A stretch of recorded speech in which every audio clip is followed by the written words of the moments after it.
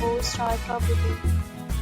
In this video, we try to explain all the details about this hotel, like location, landmark, reviews, amenities of the hotel, and room category and facilities also. As you can see on the screen, property location, and here is the nearby attractions and landmark also. You can find lots of reviews and rating numbers online that are given by guests who enjoyed their stay. Its review rating is 8.0, which is the very good. A set of FAQs is now displayed on your screen, which may address many of your basic questions about this property. Next, we talk about amenities of this property, so you can see on the screen.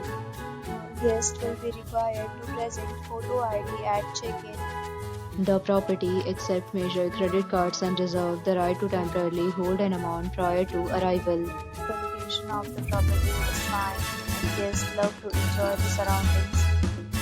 First, category of room is available online. You can book them online and enjoy your stay. Several deals and offers are available online for this property, along with various lease plans and payment policies. If you are planning to book it, you can do so through the link provided in the description. Booking or more details, check the description.